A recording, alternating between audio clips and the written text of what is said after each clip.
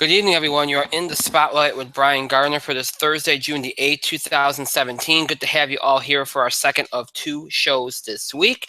Hope your week's been treating you well here.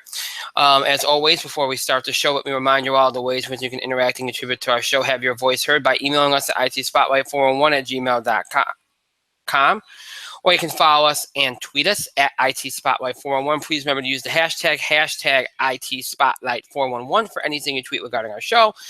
And, of course, you can find us on Facebook. Just search for In the Spotlight 411 on Facebook, and then make sure that once you're on our page or once you like our page, once you're on our page, that you like our page and keep up with us so you can keep up with any interactions or any posts that happen to occur. All right, so here we are, our second of two shows this week, our second show back after our little hiatus here.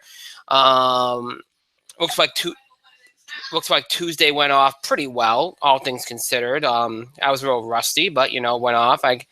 So it looks like we're back in the swing of things here. I'm not going to go into any of the stuff I already went into on Tuesday because it just wastes time. We got a lot of stuff to get to tonight. This is our Entertainment Thursday, so we have a couple weeks worth of box office discussion to get into in our box office beat. We got some TV highlights from the last couple weeks to get into. And then with what time we have left, we're just going to do some entertainment news, some big news from the last couple weeks that we'll get into. Not a whole lot, because I think the box office and the TV highlights are going to take us a while. So, I don't want to, go too long here. Plus, one of the things I found out with like when you do entertainment or even sporting news, unless it's a big headline, if it's something that's been out for like a week or something, it's kind of, people are kind of over it already and they're moving on. So, you don't like to, go into too many things that have been percolating for the last week or so, 2 weeks or so. And because people they're kind of past it already. You rather go into things that are like the last 2 days or so, you know what I mean? So, we'll do a little bit, but we won't do a lot. As I mentioned, next week will be a pretty normal week. Pretty normal week. Although we are going to do, on Tuesday will be a sports entertainment combo edition of our show. So we'll do our usual entertainment stuff, all our usual sports stuff. We'll do some NBA. I'm guessing by Tuesday the NBA Finals will be over. Because, even if Cleveland wins a game, which at this point, the way they looked like in the final 30 seconds last night, I don't even know if they will win a game. Because they look like they got broke by Kevin Durant on that three-point shot, which LeBron James inexplicably backed off on. But anyway, we'll talk more about that on Tuesday. But we'll do some NBA Finals next week. We'll probably be wrapping up the NBA Finals, wrapping up the NBA season, looking ahead to the draft and all that good stuff. But Tuesday, we'll do a little bit of everything, sports, entertainment. We won't do any wrestling because we'll leave wrestling to Thursday, as we'll preview WWE's Money in the Bank pay-per-view next Thursday. So that'll be next Thursday. We'll have a wrestling show next Thursday. And then Tuesday, of course, sports entertainment combo edition of our show. So that will be the way things will go for next week. So if you're a wrestling fan and wants to get a question or comment in before next Thursday, you can do that, or you can do it during the show next Thursday, as is always the case with our wrestling shows. So there you go. There's that. Mike is in the spotlight. How you doing, Mike? And that. Oh. Good. Mm-hmm. Day 2 of our attempts of our new kind of, thankfully, Google Hangouts and YouTube is cooperating with me. I've been able to get up on time here, which is good. So that's that. Let's hope it keeps up. Helps, really does. And as I said tonight, I think with the box office stuff and the TV highlights, that's going to take us some time. So, like I said, whatever time we have left, we'll do a little entertainment, like roundup, if you will, news stuff that we can do. All right, so let's just jump right in here because it would help if I posted social media links, wouldn't it? Yes, it would. It's been a long day. It's been a long day. And my dog apparently does not want me to talk to you all because she's barking profusely at everything and everyone that moves. As Mike will tell you, that's not out of the realm. That happens a lot. She's a bitch. She is just in a very barking mood tonight. Stop. Yes, she is. She's in a very barking mood tonight. And it's very disturbing to me because it's right in the middle of my show and she knows that she's being a jerk and she doesn't want to stop. So, all right. I'm just posting the social media links here because I forgot to do them during my spiel. In my attempts to kind of hurry things along, I didn't put everything up that I was supposed to do. That was bad. Sorry about that, folks. Oh, and pardon my hoarseness. Allergy season is finally catching up with me. So if my voice trails a few times, just bear with me on that because it's the pollen and such that's affecting me. Okay, so let's get right into it. So we got a couple weeks worth of box office and, discussion to get into. And first of all, boy, it's, I feel like this is deja vu. Not one of these movies, because one of these movies obviously wasn't out back in 2011. But, I feel like it's deja vu in the sense that the Memorial Day weekend's #1 movie had the same kind of lightning rod of controversy that a movie in 2011 was, and that came out coincidentally in May, but not Memorial Day weekend. It was like the week before Memorial Day weekend.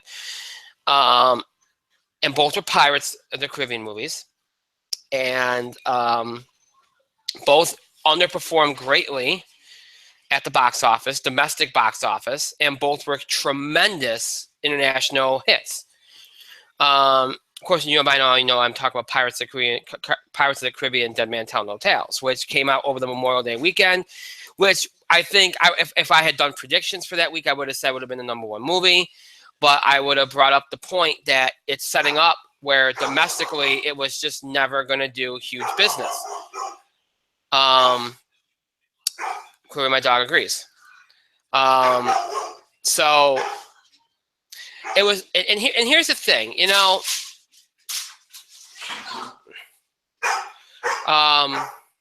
yeah. Here's the thing. I think once you saw what happened in 2011 with on Stranger Tides, it was pretty obvious that these movies were no longer going to be major hits in the U.S. And they become, what's interesting to me is nobody ever analyzes the Harry Potter movies like this, okay? The Harry Potter movies were always bigger hits overseas than they were here. Always. That's just the way it was. Now, again, maybe it's because that's the way they started and always were. Maybe that's, maybe because of that, that's why people never really responded to them that way. Like, oh, wow, it didn't do well here. That means it's not a hit. The Pirates of the Caribbean movies did tremendously well over here for the first 3 movies.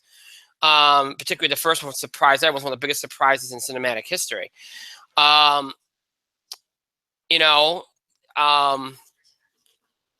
Maybe that's why. Maybe that's the difference. That, Pirates of the Caribbean did do well here at one point, and then it stopped.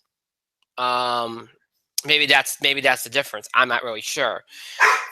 But to be honest with you, and Mike will probably bring this up again, we've talked about this numerous times over the years. I think we started talking about it on Stranger Tides back in 2011. It doesn't matter how it's all divided up, whether you make more money overseas or make more money here. The end of the day is, it just matters how much money you make. And on Stranger Tides made $1 billion. It doesn't matter how much of a percentage that was here. What matters is how much it made overall. It was a tremendous success, and that's why they made this movie. And this one is a tremendous success again. Granted, it did not have a huge opening weekend, but right now it stands at over $500 million. It's $516 million on a $230 million budget. $123 million here, $392.9 million overseas. And it's expected to at least hit 800 to 900 million, maybe $1 billion if it continues to play its cards right. This is the 5th movie in a franchise, and this is and one of the things, and I think this has kind of hurt the franchise, but one of the things that's happened too is it's taken longer to make these movies. You know, you look at the original trilogy. The first one comes out in 2003. The second one comes out, I believe, in, was it 2005 or 2006? The third one comes out in 2007. And then after that, it took another 4 years to make On Stranger Tides, and it took 6 years to make The Man Tell No Tales. We all know that the longer it takes to make these movies, the more it hurts them. They sit on a shelf for a while. Look what happened to Alice in Wonderland last year. Yeah, I understand Johnny Depp has had all these scandals and everything, but I don't think that's the big problem. I think the big problem was they left these movies and put them aside for too long. In an age where people just don't have the attention spans to hold out very long.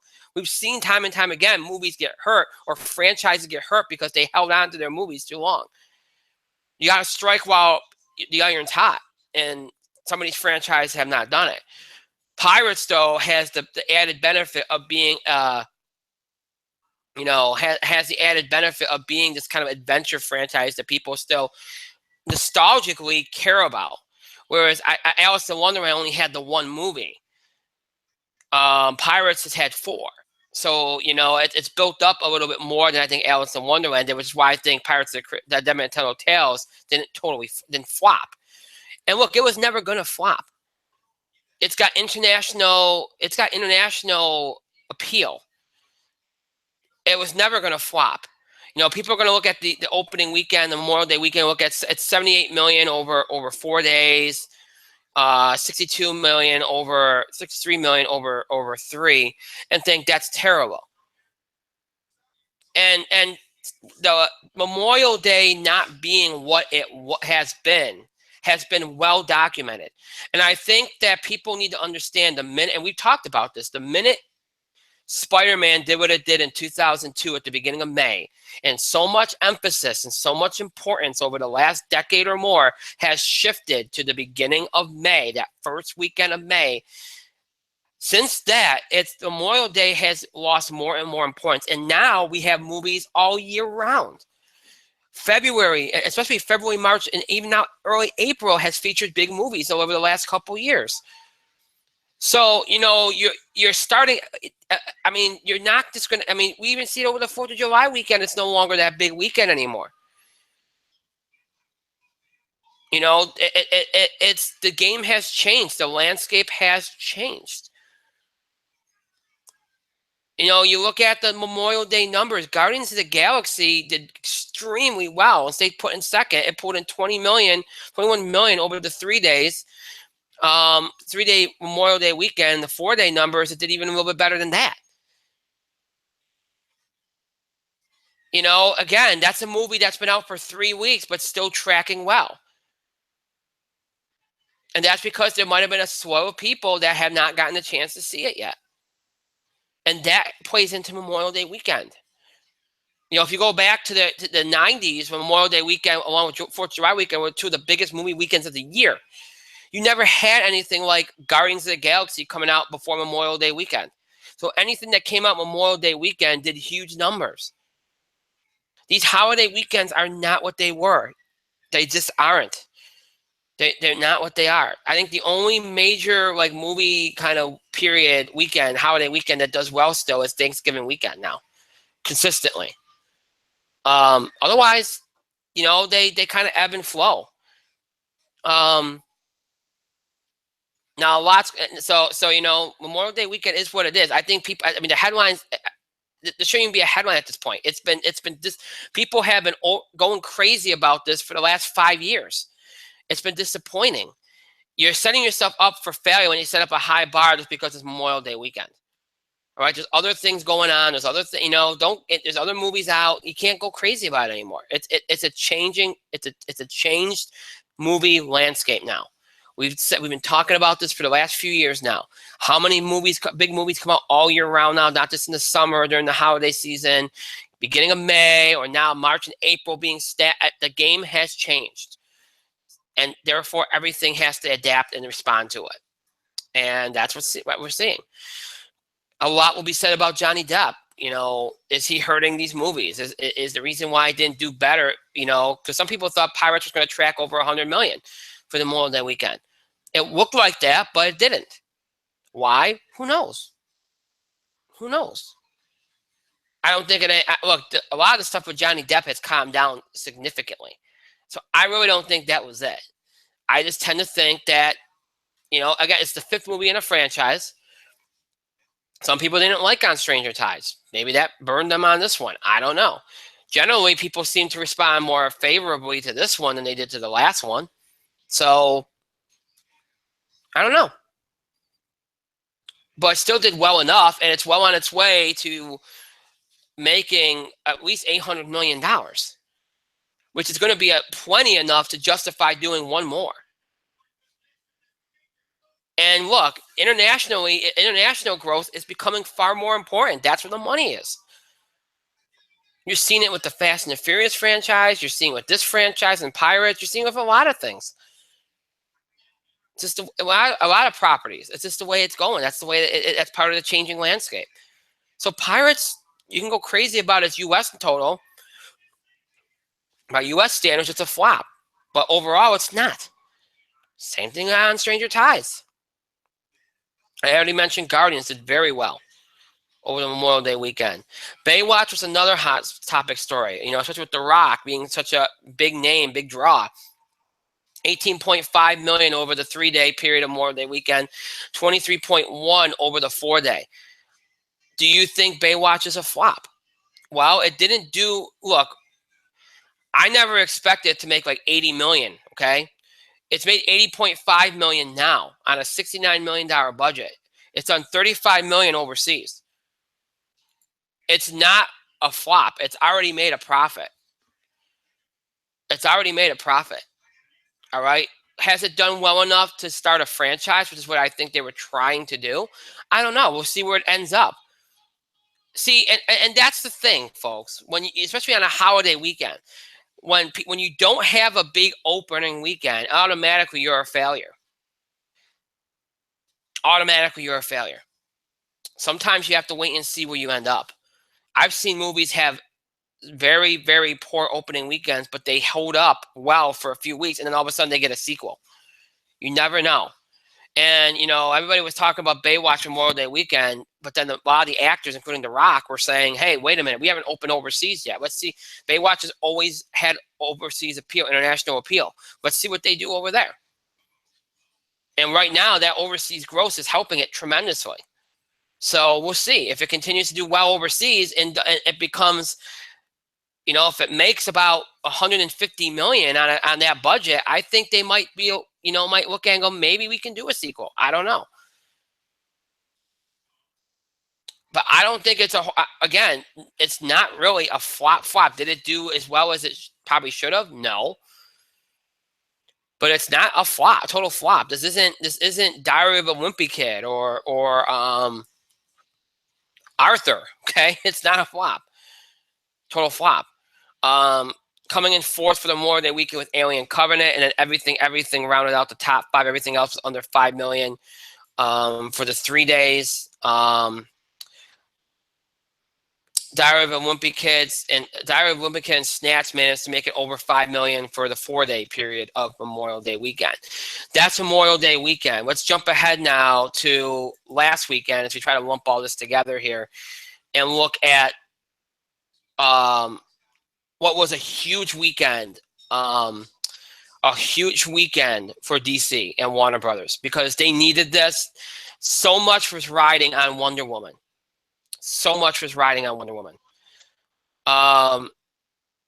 For Warner Brothers and their DC universe, which again, even though they've done significantly well with Batman vs Superman, Suicide Squad, and Man of Steel, those movies have not done well with critics. They've been very derisive with fans. They needed something that was going to do well at the box office, be a crowd pleaser, be a critic pleaser. They needed something like that. And then you also have this movie directed by a female director, a very good female director in Patty Jenkins.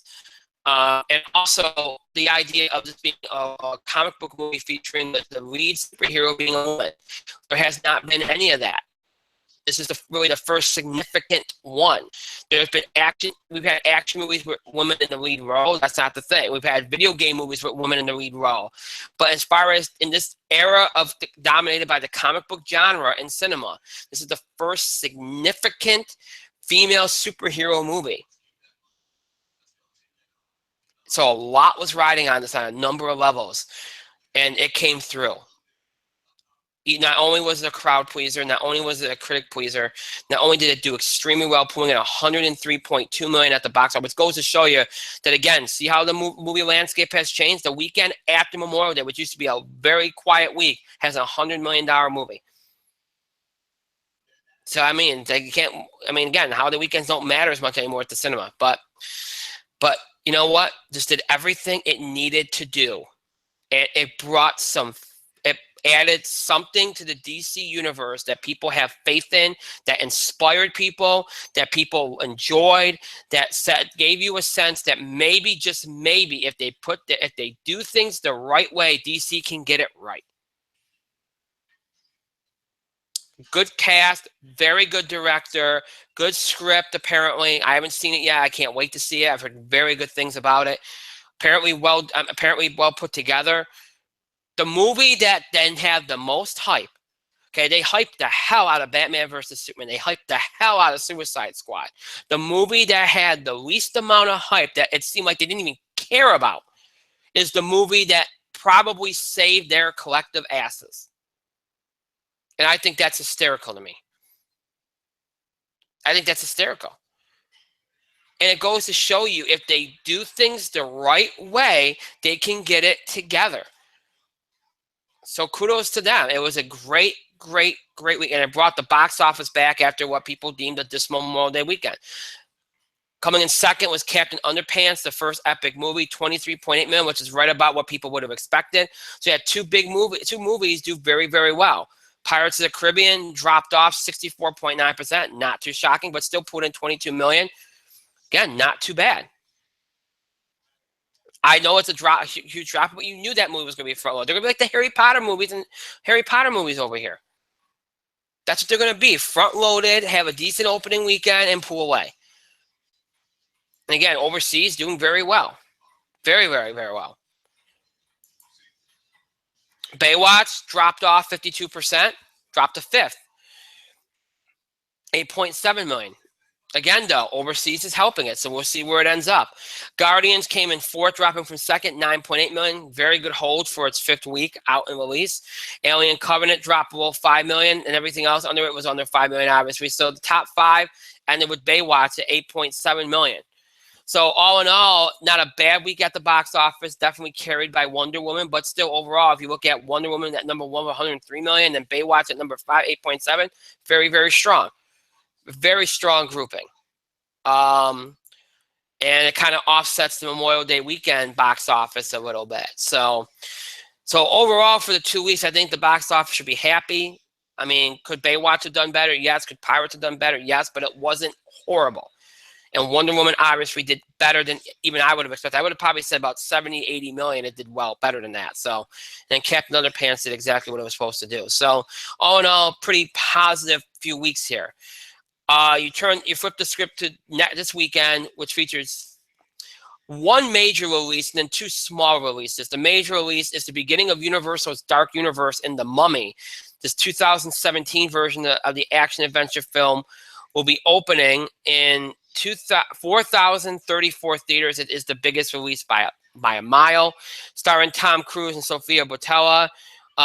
Directed by Alex Kurtzman. $125 million budget. I don't know how they got away with that, but very short movie, and one that's not doing particularly well with critics. And we'll see. You know, a lot rides on this movie for Universal because they're trying to start a shared universe with this movie, with their monsters and all that. They're trying to start a shared universe with this movie.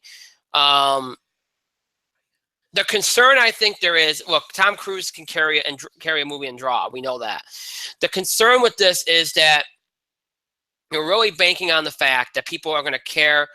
And I do think there are some people that do want to see this cinematic universe, that do want to see this monsters, dark universe here. But I'm not sure they would have wanted to start with The Mummy, and I'm not sure they would have liked to even remake The Mummy. There's a whole audience that saw the Brendan Fraser Mummy movies and enjoyed them. Now, again, that was a long time ago, and I think Universal's probably banking on a new, younger generation, even younger generation, embracing this particular version of The Mummy.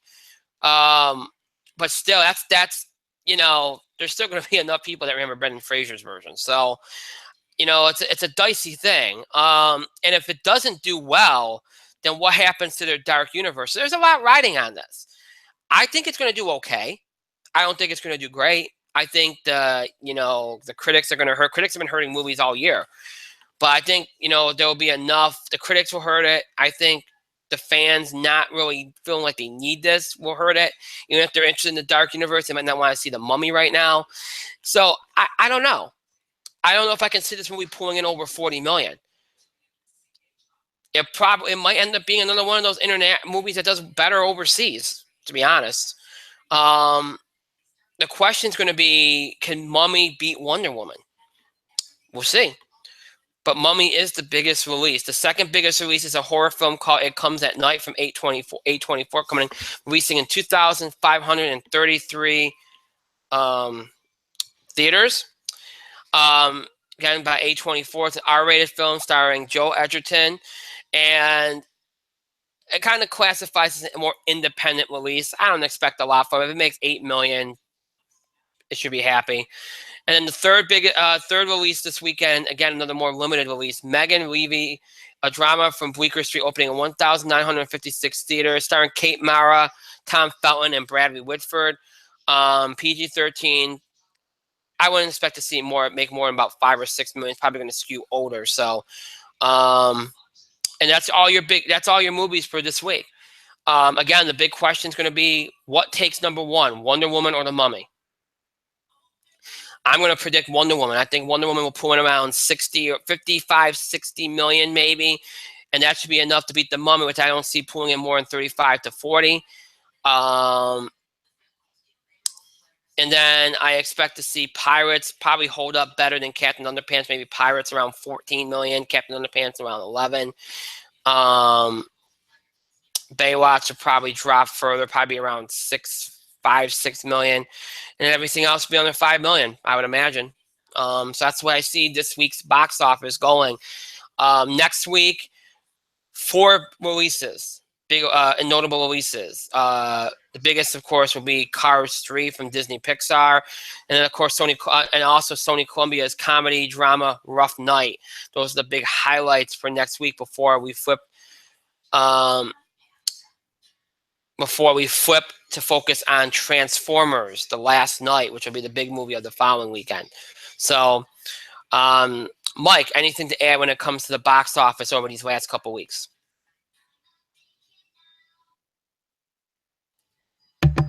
Holy crap, what time is it? 9:33. The hell? I don't know. I stopped paying attention. What are we talking about? What do you think we're talking about? Take a guess. I don't know. You were rambling, so I just assumed you were talking about yourself. No, Mike, we're doing it's Thursday. It's the box office. We're talking about the box office over the last couple weeks while we've been off. So you were talking about yourself. That was a safe guess, right? Anyway. Box office, yes. Pirates number 1. Everything else Hawk Tui.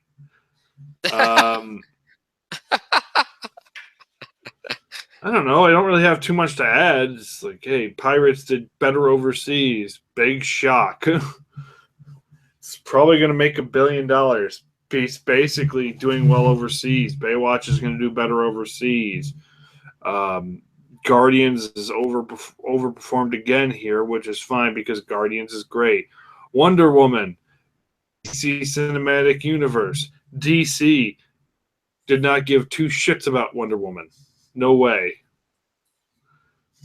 So now they're going to start giving a shit about Wonder Woman now that it's their best movie. And they better bring that Patty Jenks or whatever her name is back to direct the sequel, because if they don't go with, let's say, Zack Snyder, there's going to be holy hell. Zack Snyder hasn't directed a movie that successful in ever. I don't know. Yeah, that's all I have because I'll be honest with you, I zoned you out like let's say a half hour ago. I haven't been talking for a half hour, but try again. Um,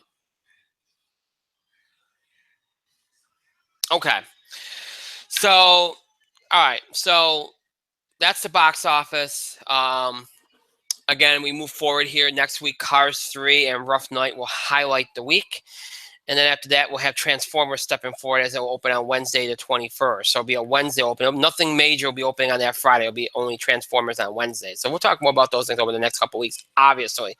So with that being said, we move from the box office to TV highlights. And I'm going to say, obviously, this segment's called TV highlights of the week, but it's probably going to be TV highlights of the last couple of weeks because we've been off the air. So I will. He's gonna get mad at me. I know he's gonna get mad at me, but I'm gonna defer the Mike here and let him start the TV highlights there because apparently I've talked a lot. So Mike, You have talked a lot, but you son of a bitch. hey, I'm trying to get you a chance, and now you're mad at me. Like what? What? Brian, you're Yes. literally damned if you do and damned if you don't. I know So I just am. That's the don't story of my life. just Fine. don't do it at all. You monster. I'm horrible.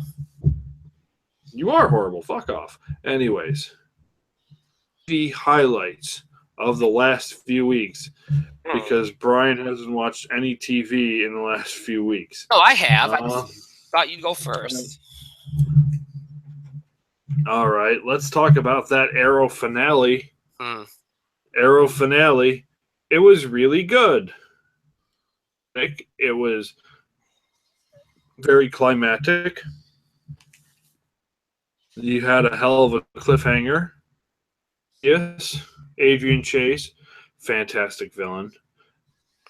Amell did some fantastic acting. I speak for the majority of the Arrow fan base when I say she's dead. She doesn't need to be alive. Thea's going to live. Diggle's going to live. I would say Deathstroke's probably going to live. Felicity, she can stay dead. And nothing of value will have been lost. So, as long as Felicity stays dead, this is the best season of Arrow since season 2. Although, even if Felicity lives, season of Arrow since season 2. So, I guess this one went well done. As long as you moved away from that relationship, because that relationship has dominated that show for 1.5 seasons. And those 1.5 seasons were literally the worst part about the show. Mm-hmm. Seasons of the show, it was the worst part about the show. It got bogged down in the bullshit. So to be fair, never bring it back. That is the lesson here, Mr. Guggenheim. Agreed. Yep. Never bring it back. End it. Let us never deal with Felicity again, and the world will be better for it. Quite literally, the world will, in fact, be better for it. However, as an episode, the episode was great. God, it was so good seeing Manu Bennett back again. It was so good seeing him back again as a Deathstroke. Just fantastic, fantastic work. So, yes, I highly recommend the Arrow finale. Let's talk Doctor Who. Doctor Who had finished a 3-parter dealing with the newest monsters. What they're called, but it doesn't matter because this episode of Doctor Who was, in fact, fantastic. Matt Lucas, Billy Piper, but it's not. It's not Billy Piper. Actress who plays Bill. So bad because I know her name. Pearl Mackie. Just continue doing great work. Just Doctor Who has got this season of Doctor Who doesn't have a bad moment yet. So recommend this episode of Doctor Who. Actually, it was a 3-parter, so I recommend all 3 because you can't get the whole story without it. Doctor Who, totally worth your time. Class had its finale, and it was.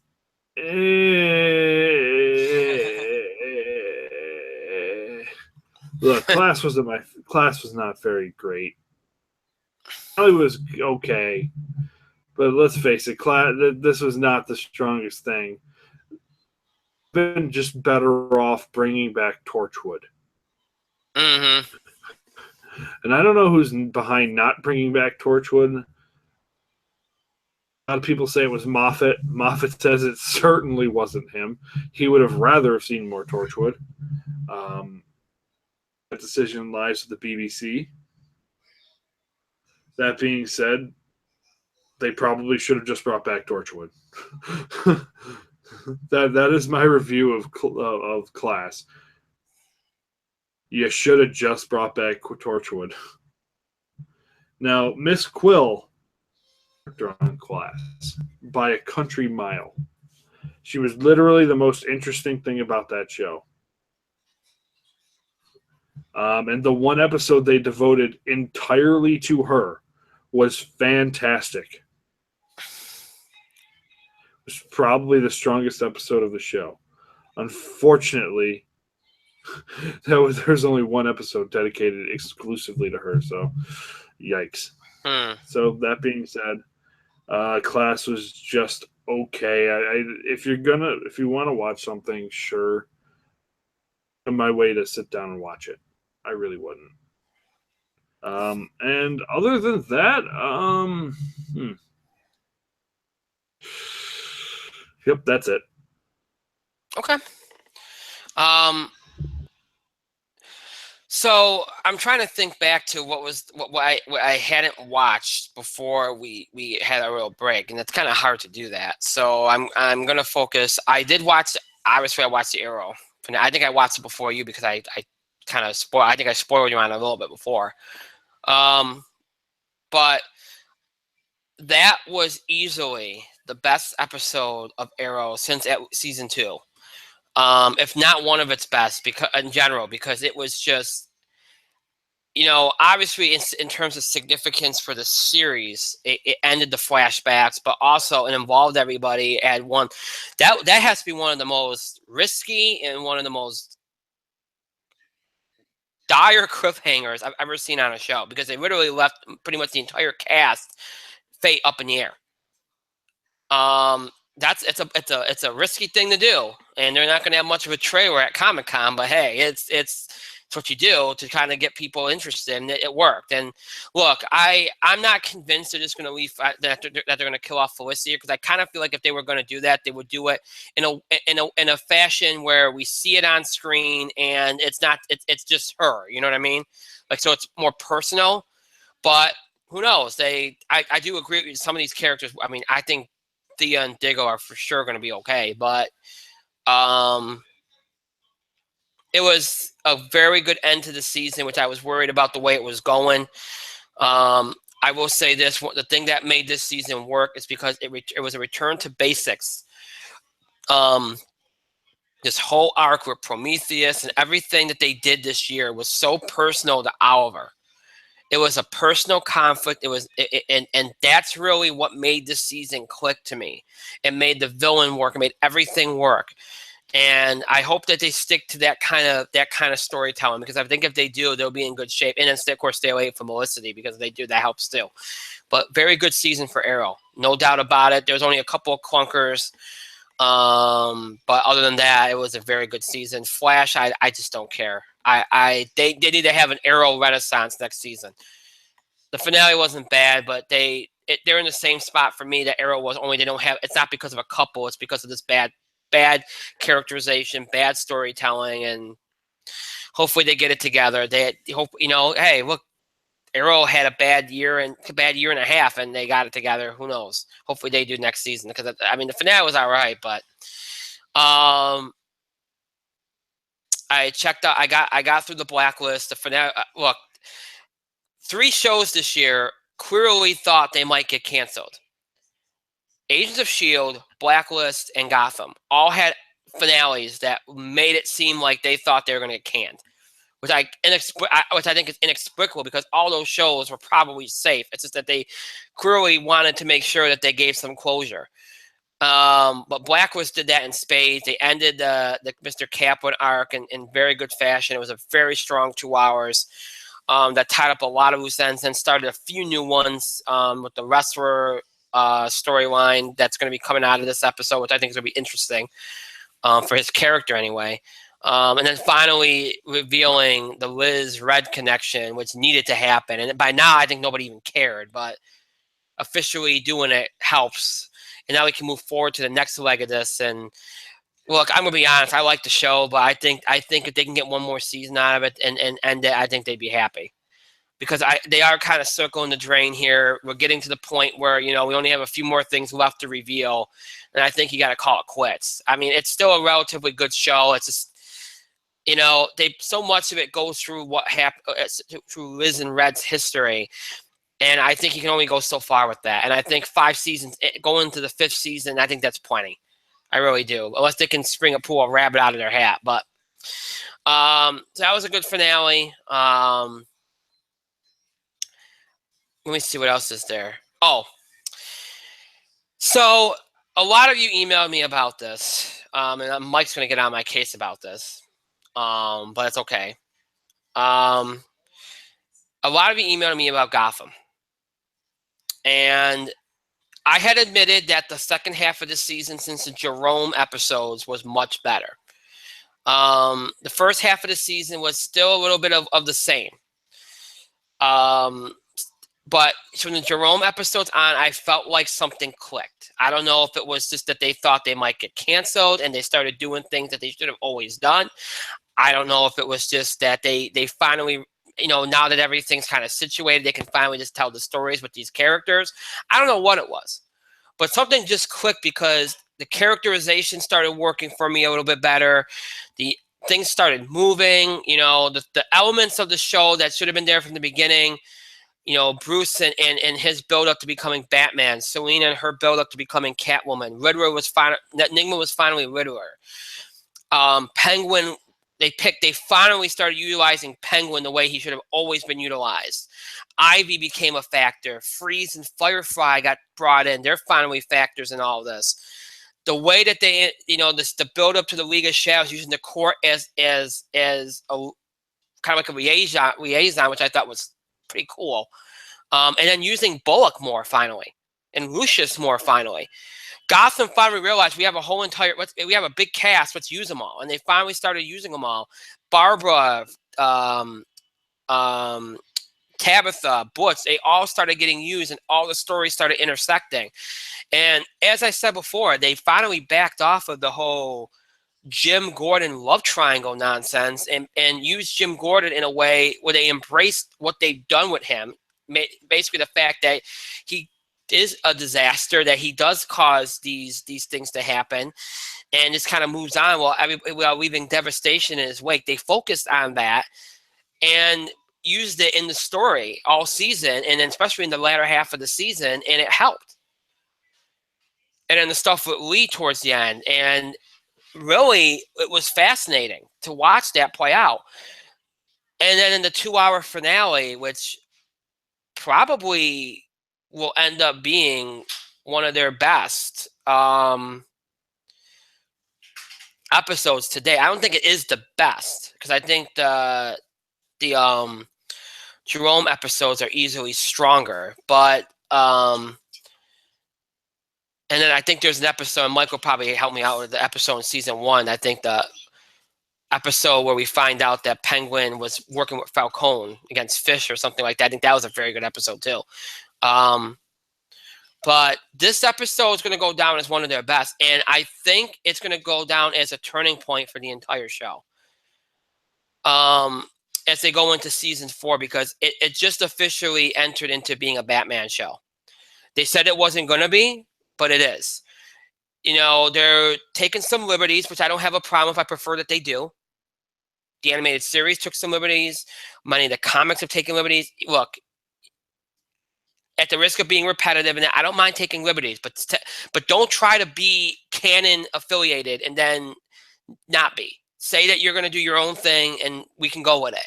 As long as the characters are at least close to what they should be, I can deal with that. Embrace it, go with it. Pick a direction and go with it. They finally have. We have.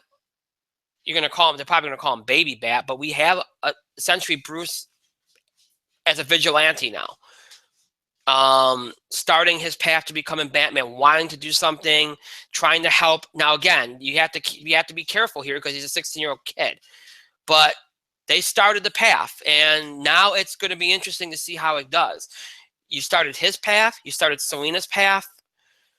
You know, you have Penguin opening the Iceberg Lounge. I'm not in love with the idea of Butch as Solomon Grundy. I think that was probably the weaker part of the finale. I don't mind keeping Butch around, but did you really have to do that? To me, that was kind of the roll my eyes part of the episode. But everything else I liked. I really did. Everything else I liked. I thought they did a Alexander Siddig as Ra's al Ghul, and I should say Ra's al Ghul because they actually did the pronunciation right. Was much more in character than he. And I liked the Arrow version. I liked Matt Nable. I thought he was brilliant.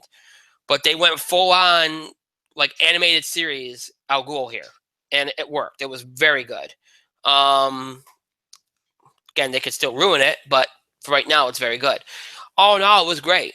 The virus stuff came together well. It didn't come off clunky. You know, the whole thing was great. I'll give them credit. They pulled it together, and hopefully they can pick it up and continue it.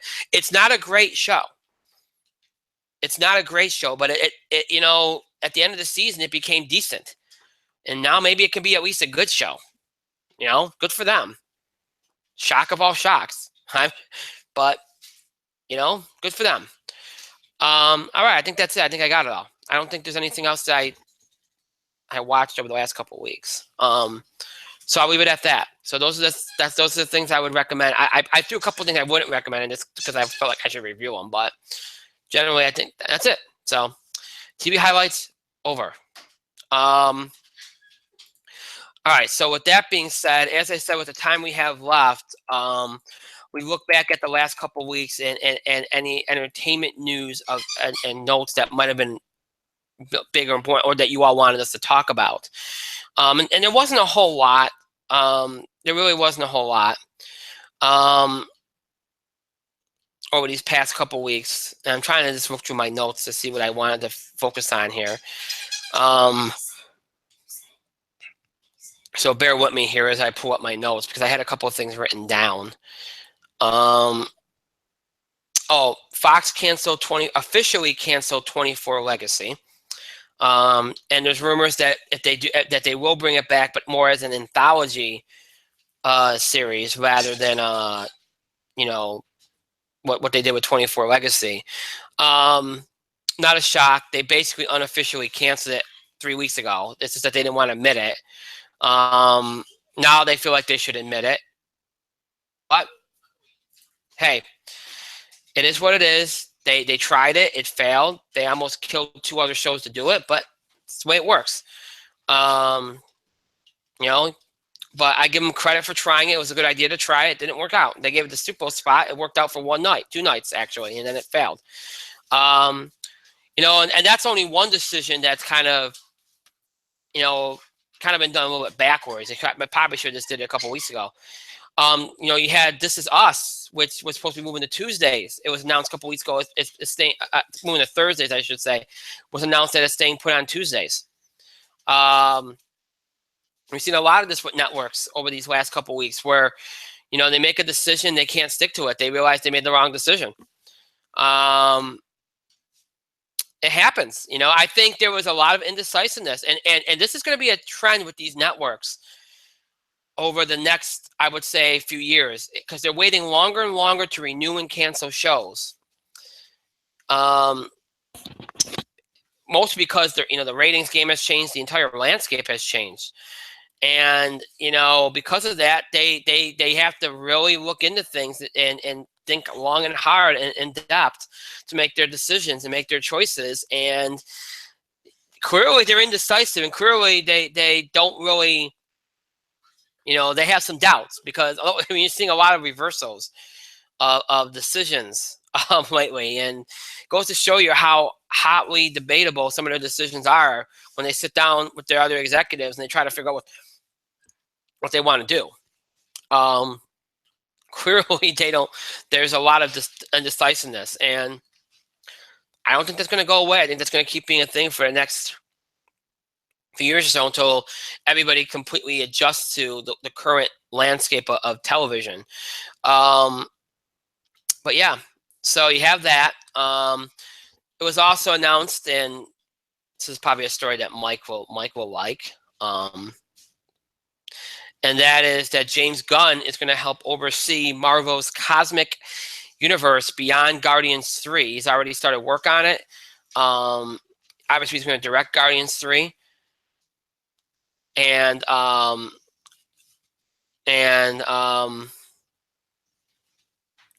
that, his role will probably be helping with the cosmic universe and how it expands beyond Guardians, and go from there. So that's now look, is that really a shock? No, it's not a shock. But to have that kind of, for that to be actually mentioned and brought out and actually acknowledged instead of just saying, oh, he's a consultant, is interesting because you feel like he's going to have a significant it's a significant role. If you're a consultant, you might just pick up the phone or do a few notes. But the fact that they're doing this means that they're probably going to put a lot of faith in him to see this through. So he's probably going to have a much bigger role in this being simply a consultant. There was also, I mentioned the Dark Universe earlier in the show. Phantom of the Opera and Hunchback of Notre Dame will be part of the Dark Universe at Universal.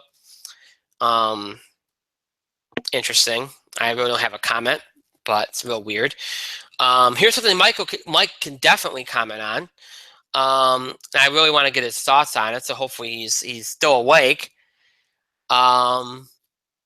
There's a live action Cowboy Bebop TV series in development. Mike, you want to comment on that? They couldn't get the movie done because it was too expensive. So now they want to do a series, or more specifically, probably a Netflix series. Mm-hmm. Well, will it be good? Well, that depends on who they cast now, doesn't it? Obviously, they should probably just cast Keanu Reeves. Because nobody they can find is going to be better as Spike Spiegel. Other than that, they better have somebody who can act, but with huge-ass boobies and doesn't mind their ass hanging out to play Faye Valentine. Right. I don't even know who you get. No, Ron Perlman. Is Ron Perlman busy? He played Jet. Kid, maybe one of those Sprouse twins. Ed, even though Ed's a girl, Sprouse twin. Maybe you get one of the Girl Meets World people. And then to play the dog. Fine. Is it going to work? I think it might be a clusterfuck, depending on who directs it. They better find somebody who gives a shit about the property, because if they don't, you're going to see Dragon Ball Evolution redone. So, I will wait until the trailer. First episode. I probably won't follow the casting. But they better give a shit about that, because Cowboy Bebop's one of those anime series that is considered an absolute classic. Mm-hmm. One of the greatest of the genre. And to have any insult done, it would probably be the nail in the coffin for Hollywood intruding on anime, I guess. So they better do it right, or else. Or else, yeah. You mentioned Ron Perlman. I'm not sure if you're aware. There is a Hellboy reboot in the works. Yeah, he's not going to be Hellboy anymore. No, David Harbour of Stranger Things is going to be playing Hellboy. And obviously, look, Guillermo del Toro left the damn thing hanging for so long. Mm-hmm. Ron would have done it again. There's no doubt. Ron Perlman would have done it again. And it's a shame because they set up some interesting. The second Hellboy movie was really good. They left some good story there.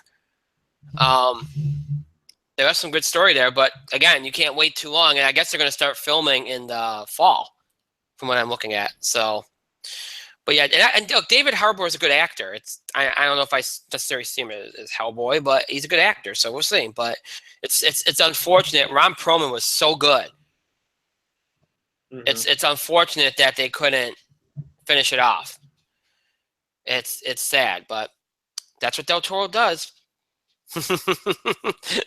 Him and Matthew Vaughn, they like to do that kind of stuff. So, him and Matthew Vaughn start projects and can never follow up. It's literally embarrassing.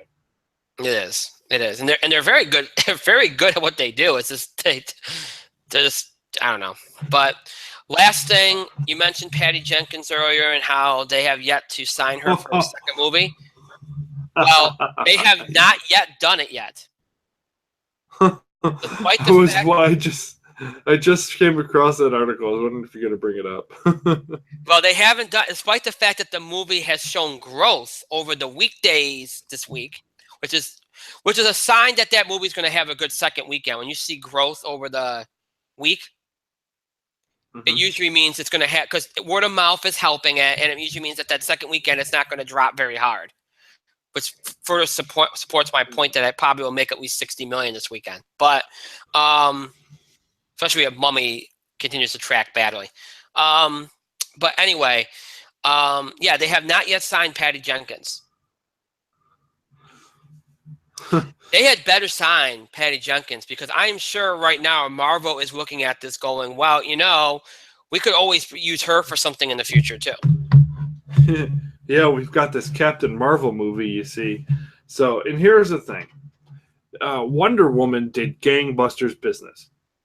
Both were expecting, DC was expecting, like, oh, it won't do as good as Suicide Squad and Batman versus Superman. But we're expecting maybe some people will see it because Wonder Woman doesn't have an audience. Everybody's there for Batman and Superman and Suicide Squad. All of those movies were total shit. All of the word of mouth coming out of Wonder Woman is that it was really good. It was well directed, well acted. They cast the right people for the right roles. It was good as it was. People really loved it. Patty Jenkins set records. Gal Gadot is signed for a multi-picture deal, obviously. They were the fact that Patty Jenkins was only signed for one movie just screams that DC expected this movie to flop. Mm-hmm. They expect Zack Snyder can pull out a good opening weekend to terrible, terrible numbers after. And get signed for 3 movies, and I know he's going through a difficult thing, but this is it, and that has nothing to do with it. We're talking about his skill as a director. Right. Zack Snyder could to get these movies on the hype train. They can open the big box office numbers, and then they would tank out in a week or two, down 90% or so. And I'm just throwing that number on my ass, so don't quote me on that. From his biggest budget. And he gets tapped to make their biggest movie. Patty Jenkins. He was going to bomb. And here's the worst part. Talking about, she has ideas for the sequels. She's been going around doing press saying, I've got ideas from where I can go from the first Wonder Woman movie. I'm passionate about the character. I'm passionate about my cast. And I have an idea for the story. is fucked. Because if they don't bring her back, you have sabotaged yourself again. You have fucked yourself if you don't bring her back. Because she has done great business and she has made more of a success than anything you have ever done as a franchise, not named Christopher Nolan or Tim Burton. Or Donner, Richard Donner, I guess. But we're long past that point. Yeah. So if you don't bring her back, you're damned. I'll have to pay her out your asshole. What people don't realize about Patty, okay? She's been a rising star since she directed Monster in 2003. For those who remember Monster, Monster's a movie that gave Charlize Theron her Oscar for Best Actress. Brian. Yeah. Brian? Yes. You're the only person who remembered Monster. Okay. I'm just saying. I'm okay, I probably am. You're right. All right. But that's why I'm bringing it. Okay. Brian, yeah. I'm pretty sure Patty Jenkins didn't remember she directed Monster. All right. Anyway. So, she got some attention there. Other than that, she hadn't directed a major movie since. She hasn't directed any movie since then. Major movie since then. She did some TV work like Arrested Development, Entourage. But this is her big breakthrough. And she's relatively young. She's only in her mid-40s. She is a rising star. And if you do not sign her, somebody will. You don't think she's getting calls right now? And you're absolutely right about this, Mike. You're absolutely right. I told you, and we'll take a look at the movie at some point. I'll show you the movie at some point. She was barely in Batman vs. Superman.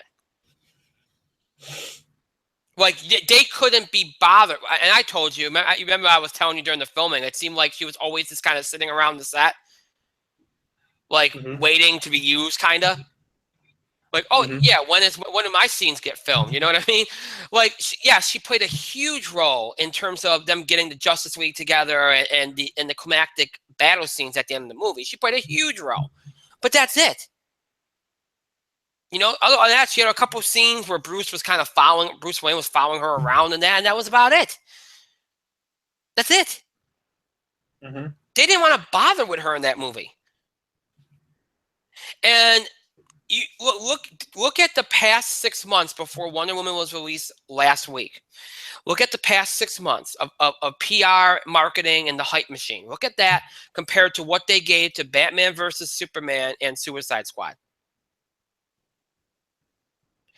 When Batman vs. Superman came out, you couldn't go anywhere for at least for 4 or 5 months before that and not see that movie somewhere on a billboard and a commercial.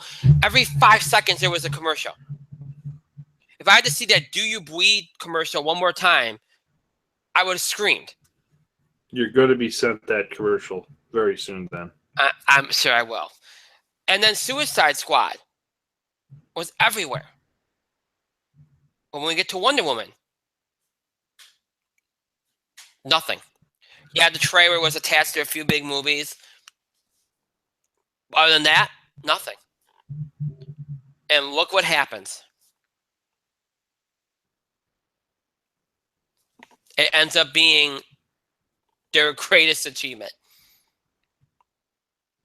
And that greatest achievement doesn't have a director signed for a sequel. That's hilarious. And if they don't, I'm telling you right now, if they do not sign her within the next couple of weeks, she will be picked up by somebody. And you won't have her.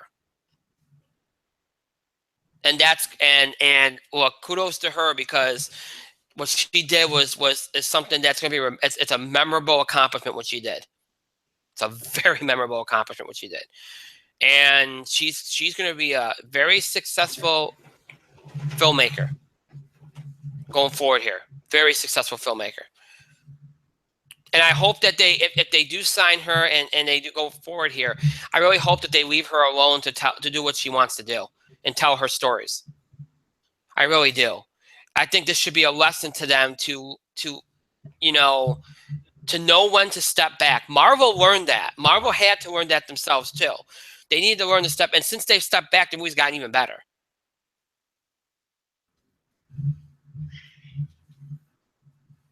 But here, DC stepped back, and look what the result was.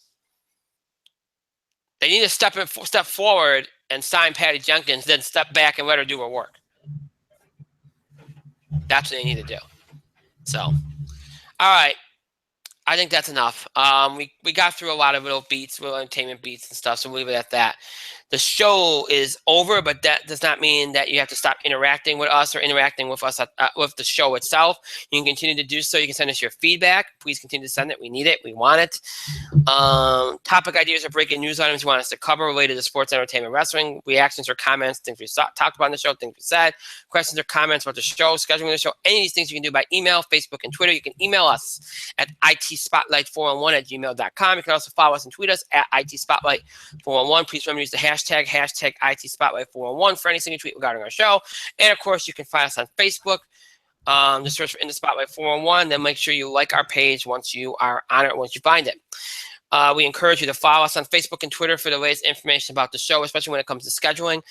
Obviously, delays, postponements, and other things can happen. So that's usually the best way I can get a hold of you all in between shows. If something coming that I know about, then obviously I'll tell you on the shows. But otherwise, the only way to tell you is through social media. And we also post random things on social media as well. So make sure you follow us on Facebook and Twitter to have access to all that. Again, just search for In the Spotlight 411 on Facebook and Twitter, and you'll be able to find us and follow us. If you'd like to keep up with the show and look back at classic episodes, you have two ways in which to do that. You can either stream us anytime you wish on Google Plus and YouTube. Just search In the Spotlight 411 on those sites, and you'll have access to every episode we've ever produced for Google Plus and YouTube. That's every episode from mid-October 2015 all the way up until tonight's episode.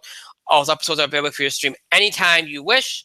So feel free to check us out on Google Plus and YouTube. Just search for In the Spotlight 411. If you're not interested in streaming, maybe you do not want to look at us on screen, maybe you prefer to listen to us on the go, or you're interested in older episodes of the show. If any of that applies to you, then check us out on our main host sites, Podbean and iTunes. Just search for In the Spotlight 411 on both of those sites, and you'll have access to every episode that we've produced over the nearly 7 years we've been doing this show. So it's everything for our original Blog Talk Radio run from October 2010 to January 2011, everything for our Talk Shoe run from January 2011 all the way to mid-October 2015, and of course all of our Google Plus and YouTube episodes from mid-October 2015 all the way up until tonight's episode. All those episodes available in audio format, transfer into audio format for your convenience. Those episodes available as well. Every episode we've ever done is available on Podbean and iTunes in order from the most recent date to the oldest. So tonight's episode will be right at the top of the list. All those episodes available for you in audio format anytime you wish. Maybe you missed a part of an episode, want to check out an episode again. Maybe you're a long-time fan wants to listen to an episode from 4 or 5 years ago, or a new fan wants to listen to an episode like that for the first time. Catch up on current episodes, recent episodes, any of those things you can do on Podbean and iTunes. Just search for In the Spotlight 411. So Google Plus, YouTube, Podbean, iTunes, always keep up with the show and look back at classic episodes. Again, that's Google Plus, YouTube, Podbean, and iTunes. Always keep up with the show and look back at classic episodes. Just search for In the Spotlight 411. Again, search for In the Spotlight 411 on all those sites, and you'll be able to access those episodes. I want to thank Mike for being here tonight. Thank you, Mike. Let's do it. Let's do it. That's new. I want to thank myself for another great show, pat myself on the back, and thank all of you for your continued support and your contributions to the show. Thank you so much for watching. To those that will be watching, listening to this later, thank you to you as well. That is it for tonight. That is it for this week. We made it through the first week back, and we were on time, which is good. So hopefully that continues. Next week, 2 shows. Tuesday, sports and entertainment, box office beat, TV highlights, entertainment news. We'll talk NBA Finals, probably over by then. Some miracle happens. So we'll probably wrap up the NBA season, do all that stuff. We'll talk a little bit. Any other sports headlines we have to cover, we'll cover. All that on Tuesday. And of course, next Thursday, we will preview WWE's SmackDown exclusive pay-per-view, Money in the Bank. Go over all the matches, make predictions, all that good stuff. Again, if you want to contribute to that show, you want to have a question or comment, if you'd like to submit a question or comment for that show, you can do so either before the show or during the show next Thursday. So please keep that in mind. And yeah, so there you go. So that's what's going to come up next week. And then more information on what's to come in the weeks to come next week. So stay tuned for that. All right, so that's it. That is all for tonight. I hope you all have a great rest of your night, a great weekend, and a great start to your week next week. We'll see you back here next week, Tuesday night, coming Tuesday, June the 13th, 9 o'clock Eastern Time. Broadcasting and streaming live here on YouTube Live. That will be our next show next Tuesday. This coming Tuesday, I should say, June the 13th, 9 o'clock Eastern Time. That is our next show. So until then, good night, everybody.